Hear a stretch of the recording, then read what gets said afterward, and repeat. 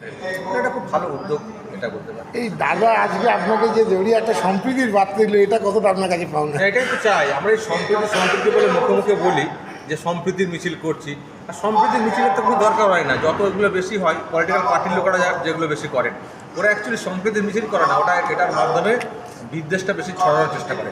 কিন্তু আমরা যদি প্রকৃত ভারতীয়, আমরা এখানকার এই রাষ্ট্রের মধ্যে আছি, যদি এই ভাবনাতে বিশ্বাসী হয়ে যায় না, এত মিছিল করার কোনো প্রয়োজন হয় না, দাঙ্গারও কোনো প্রয়োজন হয় না, আর ওই সম্প্রীতি মিছিল করার কোনো দরকার হয় না। আসলে আমাদের মধ্যে একটা সাম্প্রদায়িক বিষ কেউ না কেউ ছড়ানোর চেষ্টা করে, সেই জন্য এত বিভাজন হয় এবং সেখান থেকে সম্প্রীতির মিছিল করতে হয়।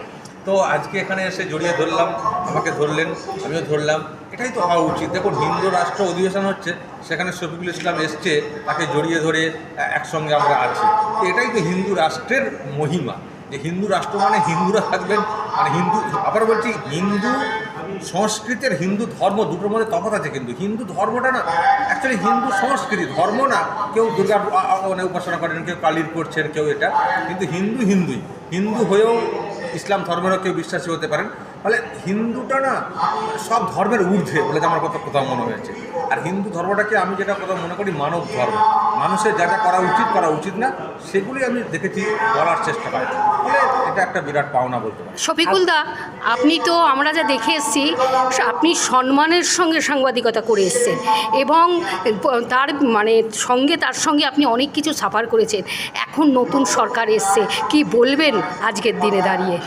না, আমি তো এটাই বলছি যে এখন একটা মুক্ত আকাশ, এখন ভালোভাবে থাকতে পারছি, বাড়িতে পুলিশের হানা নেই, নোটিশ পাঠানোর ঝামেলা নেই, ছেলেমেয়েরাও এখন বাড়ির দরজাটা খুলে থাকতে পারে।